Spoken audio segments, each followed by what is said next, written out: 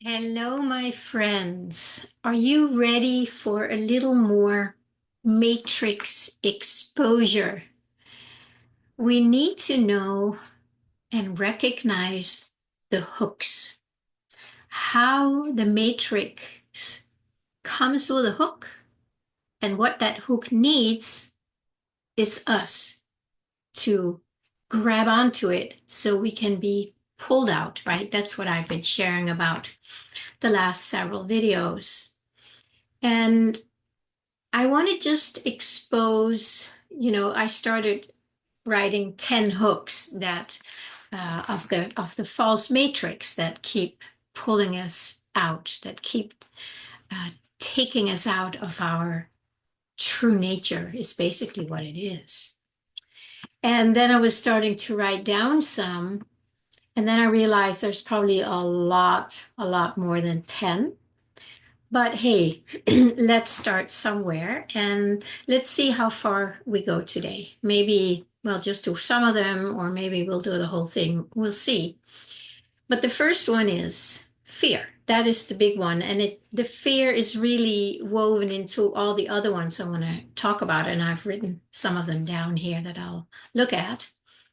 So when you feel fear, when I feel fear, there is a tendency to immediately contract, right? Fear is kind of a threat of some kind. And when we feel threatened, there's a part of us that contracts. And maybe um, to stay safe, to protect ourselves, there is something that this feeling of fear, it literally does something to our nervous system. And it may mean that we contract or freeze. We know the freeze flight response. It's the fight, flight, freeze response. That's how we usually respond to that threat that seems to be real. But for most of us, the threat is just a suggestion, hypnotic suggestion. I'm kind of hoping that by me using the words like suggestion, hypnotic suggestion, false matrix, that will help you recognize it sooner because it's fast. The fear comes in, whoop, we contract, and our contraction is basically around what we don't want to feel, and we go out.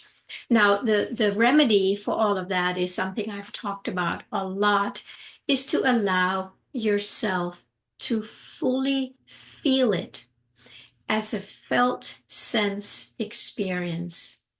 That means you're not contracting and identifying with it. You're kind of take a deep breath. You allow that sensation in your body to be experienced. And that helps you stay present in yourself because you are choosing to be present with the experience versus getting, the fish that's being pulled out of the water by this hook. So that is really the remedy for everything that the matrix is suggesting for you to buy into. So just think about it, right? There's something that happens maybe in the world, maybe in your mind, and it causes a reaction in you. Now you have a choice because you're becoming aware of it. So you go, oh, I'm feeling fear. Let me take a deep breath into that. Let me just put my attention in the felt sense of it and make space for it. Because if I don't contract around it unconsciously, I can consciously allow it and allow it to expand. And that expansion eventually dissolves it over time. And we may have to do it many, many times. I sure have, still do. So that is really the first one. So think about, when you are afraid of something, what does that feel like in your body? Because when you know consciously what the sensations are that arise in you when fear is in your face, that's where you have a choice. If you're not conscious of the inner experience, the inner felt sense, you're probably just going to be pulled right out and do whatever, run, fight, flight, freeze, whatever.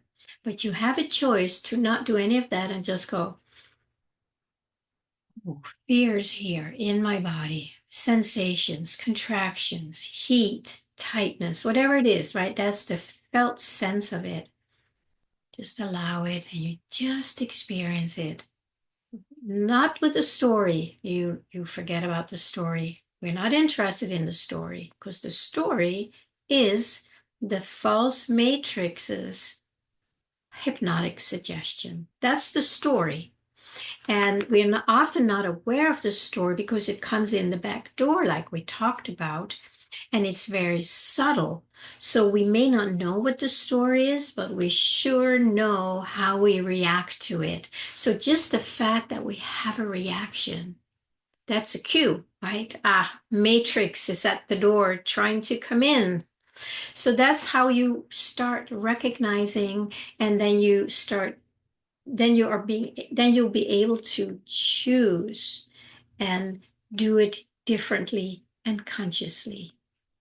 So that's the big number one. Then there is the next one I want to talk about is shame. I don't think everybody experiences shame. Shame was a big, big one for me most of my life. Probably because I grew up, with a raging father who always, made me feel bad or told me I was wrong and bad and whatever these these parents do sometimes. So there was a lot of shame in that. So when we feel shame, very much a contraction, basically down in the lower chakras. It's like there's like it's almost like whoop, it goes like that, and then we can get hot or flushed and sweating maybe to strong contraction. So what does it mean when we feel shame as it relates to the matrix, the false matrix? It means that we are not okay with who we are. So here we are in our separate sense of self, feeling we're definitely not good enough. And we talked about that a lot before, also with the matrix, the one that I'm not good enough, unlovable, something wrong with me.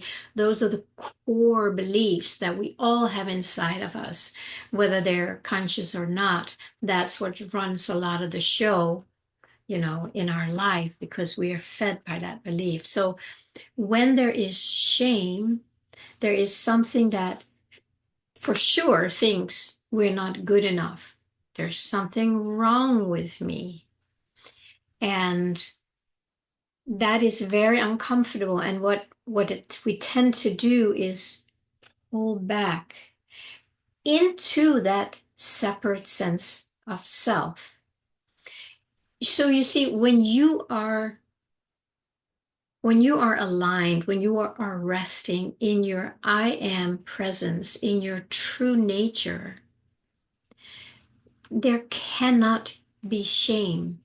There's no room for it in there. It doesn't exist there because there is just the pure love and light and expression of itself. There is no other to shrink away from. There is definitely a belief that we have taken on from the false matrix as a hypnotic suggestion. I know I'm repeating it a lot. I'm doing it a little bit on purpose. So that suggestion is what we react to.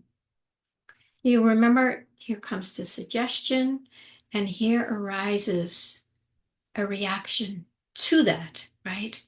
and it comes as a contraction. And whatever we do, contract or not, we're hooked because the hook has impregnated us with the lie, and off we go to the races, to the false matrix races, and we're lost again. So recognize if shame shows up. You know the signs. If you are somebody who has experienced shame in your life, like me, you know the signs. There is like something like, whoop, and then there's a shrinking away and trying to avoid it. And oh, I know it so well. That is a sign, and we need to be aware of that. And when you feel that, if you can connect that to the knowing that, oh, it's the matrix telling me something. Let me close the door. Let me feel the felt sense reaction in my body.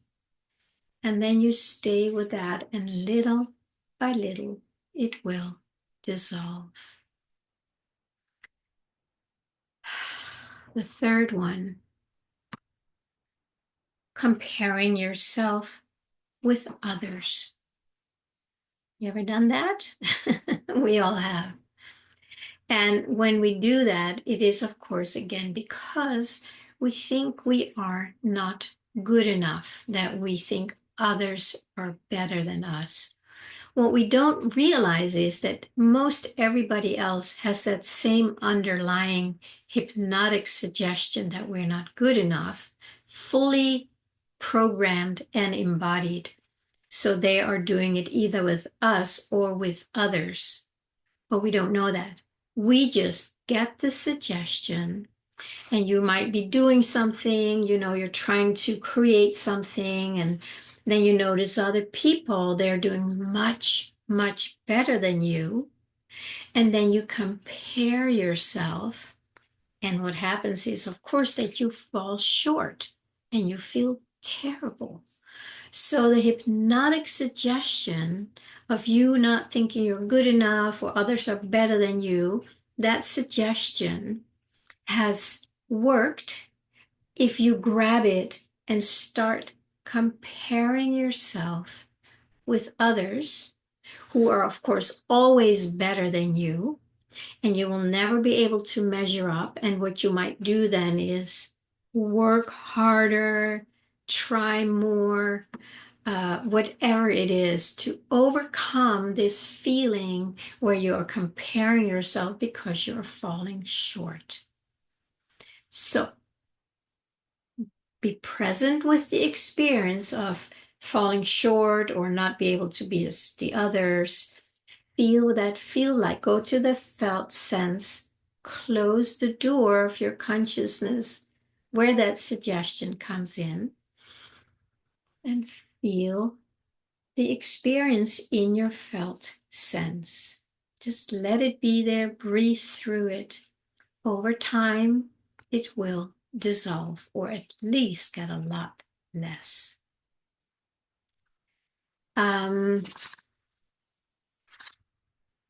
They all tie in together. The next I want to talk about is self-doubt, which has also been a huge one in my life because I never felt my family was really recognizing me and saying some good things about me. It was always being shamed and whatever it was.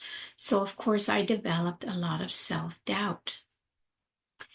And self-doubt again, when we doubt ourselves, it all ties into the same, right? But when you have some words to it, when you put a phrase to it, you can recognize it easier. So if you're doubting yourself, right, it could be that you know something and you might be in a group situation and you have some kind of an answer or suggestion or something good that you want to share, but you are doubting what you know. You're doubting your own experience. That's self-doubt. So what you do, you contract because you don't value who you are and what you know, right? So that was again the suggestion, like not value, what you know is not right, it's not worth sharing, people are gonna laugh at you, yada, yada, yada, all that hypnotic suggestion. If you buy into it, you go up, you grab it, and gone you go, off you go. If you stay present with that feeling of doubting yourself, get curious about it. What does it feel like when you doubt yourself? Go there. Close the door up here, stand guard, and don't let any more of that nonsense the stories, right? The stories are what come in. You do not engage. You say, no, thanks. I'm going to feel the impact that belief, that those words, that suggestion has. I stay with that. I breathe into it and just feel where in my body is that response to such a horrible suggestion. Breathe into it. You allow it. So that doubting yourself, again, it is, again, your true self. There is no doubt in there. There is just the fullness of our expression. There's no censoring, there's no sorting. Like it's the ocean, if a waves comes up in an ocean, the drops are not thinking, oh my God, I shouldn't be up here, I should be down there, and la la la la la. No, it just splashes, comes back down. There's no self-doubt in a wave, in a drop. But we do that because of these suggestions.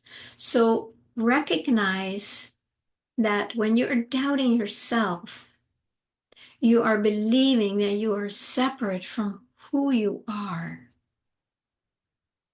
And you can choose to just feel that reaction to such a belief. You breathe into it, you allow it, and over time, it dissolves or at least lessens. So let's do one more, otherwise it gets too far. Go to, it's okay. Hiding your feelings. Same thing, right? Here we are, a full expression of the divine, with all these experiences moving through us. And when our experience is different from somebody out there who seems to have a louder voice, bigger audience, who knows what, then there's something that we don't let these feelings come out. We don't let ourselves feel them. We don't feel okay. We don't feel comfortable sharing our experience and our feelings because what are we afraid of? Maybe that we'll be shamed or made wrong or whatever it is. So there's a tendency to hide our feelings. And in that hiding our feelings, which is the divine expression coming out, and it may have to go through some layers of that separate sense of self, but nevertheless, there is an energetic arising in you. That is your experience. Nobody can ever make your experience wrong because it is simply your experience. You can't argue with an experience. I mean, you can, but it makes no sense because it's like, well, I'm blue, I'm green, whatever it is, a rose, like, well, I'm a rose. Or a tulip is like, now I'm a tulip. You can't argue with that. It's just 3 leaves, 5 petals, whatever it is. This is the expression. With us, whatever arises, we have to remember that is our life force energy that arises. And it comes with an expression, comes with a voice. So by suppressing that, by suppressing our feelings and our experience, we literally suppress the divine. we push down what we want the most. What we want the most is be fully aligned with our divine expression, letting it come forth, sharing our feelings. There might be feelings that we don't like, that we are ashamed of, that we want to hide, right? So it's all fits together again.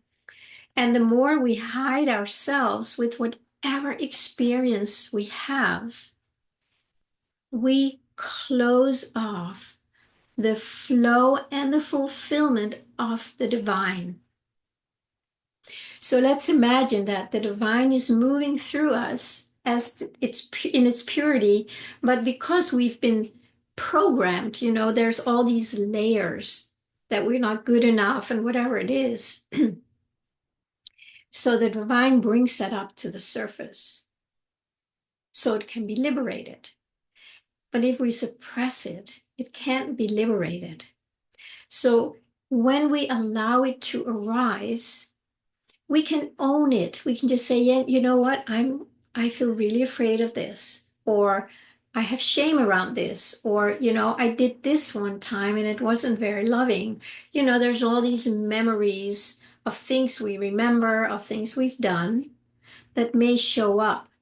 And because we may be ashamed of them, we press it back down and we stop the divine flow to keep flowing.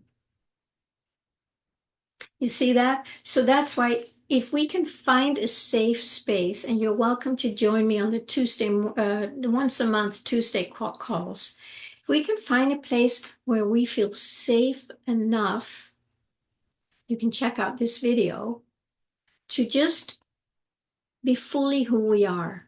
Just own who you are. It's like, I'm not perfect. I'm admitting it. And that's the separate sense of self, right? It's a program. It's not real, but it's like, oh, I did this once and really embarrassing or really painful. So the more we can just allow it to surface and feel it, right? Be with the felt sense, it dissolves over time. At least it lessens, and eventually it will be gone. So these were just the first 5. And what it comes down to is really allowing ourselves to be fully who we are. Not perfect. Nobody's perfect as a separate sense of self. Nobody's perfect who's been programmed to believe they're not perfect. And that's all of us. So these are the things we really need to start recognizing and then choosing. Stand at the door. Go inside. Feel the felt sense and allow it to dissolve. I'm going to continue on another video with the other ones that I wrote down, but I think this is plenty for today. Please comment, let me know how this lands for you, or reach out if you need help with this. This is powerful stuff. All right, my friends, see you soon.